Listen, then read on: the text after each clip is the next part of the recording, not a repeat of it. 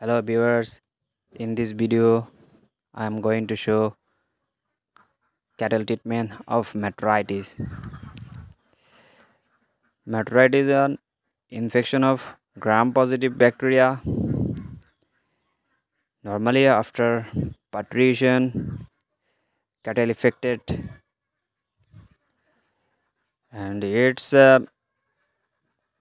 cattle production decreasing very high as like milk.